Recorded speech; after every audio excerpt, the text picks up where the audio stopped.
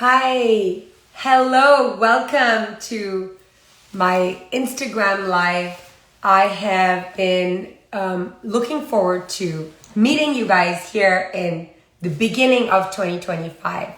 I have a beautiful conversation to have with you. I have a beautiful conversation to have with myself as I take you through this. Hi, hello, JNDB 2534. Thanks for joining. So we're talking about starting our 2025 with intention. So anything that you see created in the world, anything that you love that is worth creating is going to be created with intention. So if you're here for the first time, I want to introduce myself to you. My name is Sanya Bari. I help people who want more from their lives than what they see around themselves, want to create a life and love that they want, and they don't want an ordinary experience of life. I help them heal whatever is preventing them from living to the full. I am a transformational coach. I've helped more than 1,000 people get to where they want to be. And here I am. I'm also the founder of the Love Clarity Method, the Wise Loving Tribe, and the School for Transformational Healing. What I'm going to talk to you about is 2025 and how we are going to begin 2025 with intention. And to be clear about what you want is imperative. It is absolutely necessary to know what you want and then to say why you want what you want. Why do you want to do the second part? Why do you want to do the second part where you talk about the why? Why isn't it that finding out what you want is enough? It's very important that you begin with both understandings, what you want and why you want it, because sometimes as we begin at working towards what we want, sometimes things happen, things shift. For example, we had COVID, year of 2020, at the beginning of the 20s, and people who didn't know their why, they were so stuck in what they wanted that they weren't able to pivot. So I have this really cute example that I give, which I'm going to give right now. So I have 3 points, and my first one is this, that know your what, know your why. And my example to you is, and welcome ZUBS, I welcome to this conversation about 2025.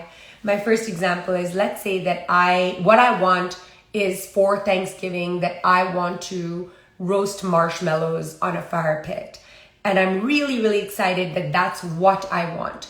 But if I'm clear only about my what, but I haven't really taken the time to really find out about why I want that. Let's say something happens, let's say there's a storm and there is going to be no fire pit, there is going to be no outdoor things. If I know what I want, if I tune in and say, hey, maybe I just want to eat the snack, which is the s'mores that's going to be created by the roasting marshmallows. Maybe what I want to do is the ghost stories that we tell each other or the connection that we have. Whatever it is that I want, I can flip it. I can switch it. Maybe I use the fireplace. Maybe I use my stove. Maybe I do something else. Maybe we just create another way to have that connection. But you have to know why you want what you want as well. Welcome, Natalia Swift. Welcome to our live. So we are talking about how to make sure 2025 is a glorious year. And you want to know what you want, but you want to be able to pivot if what you want is not going to be happening the way you think it is. If you know your why, you are most likely going to get there. The idea, I hope that you, me, all of us want things that are maybe making us feel a little bit nervous. Maybe it's something that is hard for us to get. I hope that we're trying to reach for things that are a little bit scary for us. And when that happens, we want to be open to mistakes. So my first of the 3 points I want to leave you with is that know your what. And then in addition, know why you want what you want. Know what you want, know why you want it. My second point to you is that begin before you are ready. Welcome, Saba1778. Welcome, everyone. So you want to know, you want to be somebody who's beginning before you are 100% ready. I have another little story to tell you. I was just in New York City with my mom on her doctor's appointment. We decided to go to brunch at this really, really nice place, but the building had these very, very high escalators. My mom, who's a badass, she is like such a courageous woman. She had a little bit of vertigo a few years ago, so she's become a little bit careful when she comes on the escalators. She wants to make sure that she doesn't fall. So I was with her and she said, go ahead of me. So I said, okay. I think she doesn't want me to stare at her because I'll make her nervous. So I went ahead of her, but I noticed that it took her a really long time to come. Now we were going to go to the second floor. As we were at the top of the escalator, as we were coming around to go on the next level down, I said to her, Mom, I noticed it took you a long time. I call her Ami. So I said, Ami, just, why don't you try this? Just don't stare at it too much. Just locate one step and just put your step on it. And then it'll take you down. And she didn't say anything. You know, she's supposed to be teaching me, so I get it. I get the relationship. But as we went down, I saw that she did it right away. And then she was so excited. She came to me and she said, you know what? I did what you said and it worked. And to me, that this is a trick that I use all the time. You have to know who you are.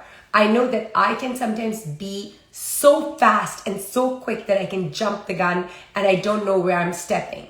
And yes, there is fallen injury in that. There's beauty in that. And there's fallen injury in that.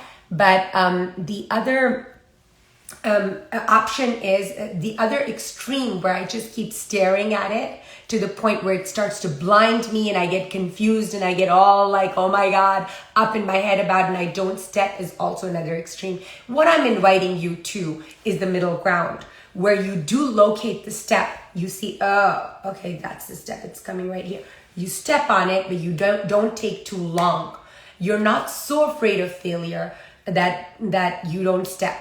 So I did my first point with you, my first point in bringing in 2025 in an intentional way to make an intention, because we make all these intentions. And it is, and I'm going to speak about that one in a minute. But my first point was know what you want. You've got to know what you want. And it's not enough to know what you want. If you really want it to come true, you have to know why you want it. So if the what changes, like many of our what's changed in 2020 when COVID came around, you're able to pivot to why if you know why you want it. So that's my first point. My second point to you is that I don't want you to begin. I don't want you to wait until you're ready to begin. Begin when you're not ready. Begin while you're feeling scared. I don't want you to feel too comfortable. Because when you're feeling scared, that's an indication that what you're doing is it is up to par with you.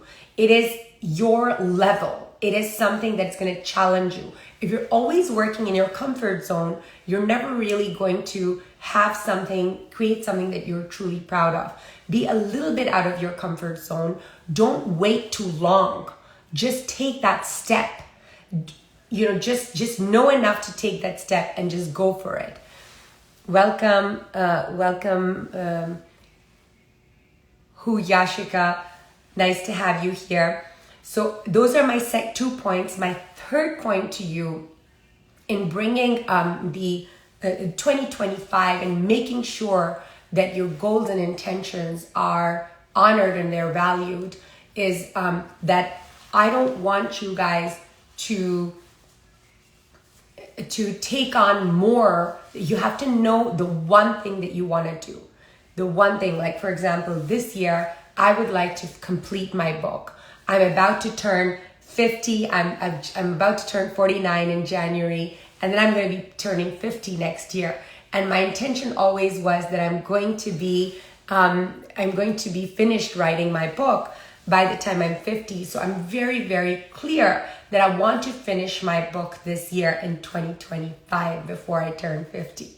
And so in that case, I'm telling myself constantly, because I have a little bit of shiny object syndrome. I was just speaking to my sister a little while ago on our walk, and she was saying how she and I want to do a very beautiful boot camp together, a healing boot camp. And we started thinking of all these names, and we started getting excited. I was like, whoa, hold up.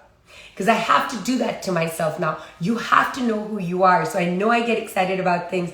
I know I start projects, but if you and I are very clear that we want to do something, you want to make sure that you stay focused. You don't take a new project. So my third invitation to you, as to make sure that you bring your intentions through, is that I want you to ask yourself a simple question. Just sit with a paper and pencil and ask yourself a simple question. That when I take my intention in mind, like I'm going to use my example, that I want to write a book. So you want to write a simple column. Don't make it difficult. Don't make it complicated. Don't go and try to wait for your best stationery. Just go grab any paper, make a simple column, write on one side what drains your energy, what is going to prevent you, and write on another column, which is what is going to bring you through. So an example of what's going to drain you could be something internal, like I get scared, I'm too scared of writing, I feel scared of revealing myself in a way, I'm concerned that I won't be able to write well, what are people gonna say, that type of internal stuff.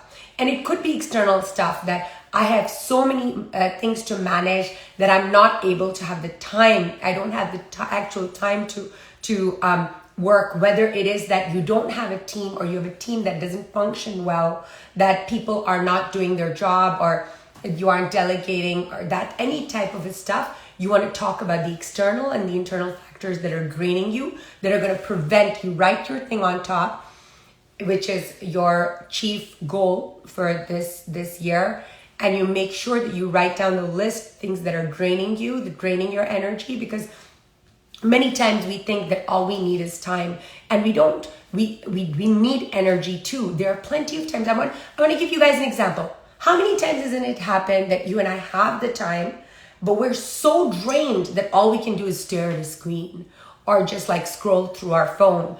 So you want to make sure that you have the energy, and you take away all that's not working. And you want to also write down, when you write down that list in the simple column list that I'm giving you, you also want to write down things that feed your energy. For example, in my list, it's going to be time with family and friends. It's not going to be time it's going to be connected moments where I'm looking in their eyes. It doesn't have to be a long length of time. It could be actually short spurts of meeting them, but really quality time where I'm really super connected. It would definitely be working out, would be in that category, because I know that when I don't exercise my body as I'm getting older, it becomes hard for me to do things when I don't feel like I have a clear head if I don't get my workout in. It would be writing, it would be eating well, it would be all of those things would be in that list. And so these are the 3 points that I have for you. I'm going to just revise them real fast. The first point that I have is that be clear on what you want. If you're not clear about your intentions, if you're not clear on what you want, you're not going to be able to know it. And then now we have joined VNNSRODR.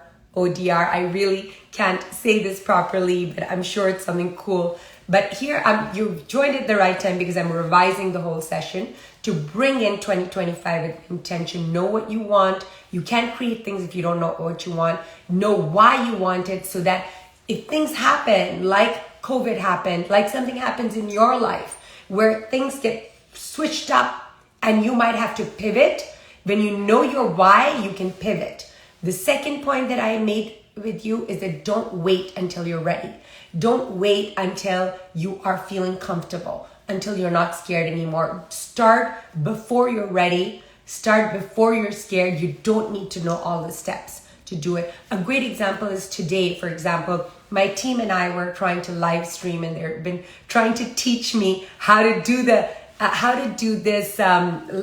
live on one stream. We wanted to stream to multiple platforms, and I just wasn't getting it. And now my team is, they taught me a few times, but I had made a promise to myself that I was going to do a live today. So I was like, that's it. I'm just going to go on Instagram. I'm going to do the live because I need to keep a promise with myself.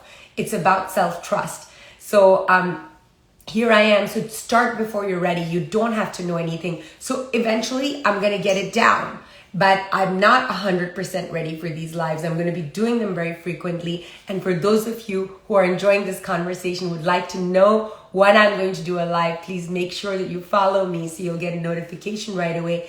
And I also have recordings on a Facebook group that I can tell you about later. So that's my second point, that please don't wait until you are ready to begin. Just take that first step. When you take the first step, things will appear that'll invite you and tell you how to take the second step. Don't wait there and study so much that you become all like googly-eyed and like confused and disillusioned. My third point is that when you have decided what you want, when you know why you want what you want, when you have taken that step to take that first step towards what you want, even when you are not ready, you made this courage, you're doing everything right. Make sure that you're managing your energy, because what we bring forward, things that we bring forward in our lives, like I was speaking about me bringing my book forward this year, that if we don't manage our energy, we ultimately won't be able to do it. It's a long game. So we want to be able to manage your energy. And for that, it's very important to not make it so complicated. Don't make what I'm going to tell you too complicated. Just do it in one column. Write down things that drain you, people, things inside yourself, things that you think that when you write down your project, like I wrote down my project, hey, I want to write my book this year. If you write that project down and you have, that these are the things inside you, like emotionally, or outside you, like a not a great schedule, a team that isn't really working, then you want to write that down and you want to clarify that, you want to work on that, you want to release your energy, you want to make sure that you have it available for what you want to bring forth. And then on the other column, you want to write down all the things that feed your energy, that enliven you, that make you feel light and free. And I was speaking about working out, eating well, sleeping on time, meeting with friends, having fun, having some fun plans, doing things in your life that inspire you, that evoke your creativity. You want to double up on those. So I'm going to start to say goodbye to you. Just want to thank everyone here. I see JNBD2534 is here. Natalia, Swift, Saba, Yashika is here, and there are some Anuz. There's so many really beautiful, something Niazi, and I actually can't read all of them, but I want everyone present here to know that I so appreciate you being live with me and allowing me to complete my intention today. I'm going to be doing these lives on a regular basis. So much love to you. Take care and goodbye. Hopefully I'll see you maybe tomorrow. Take care. Goodbye.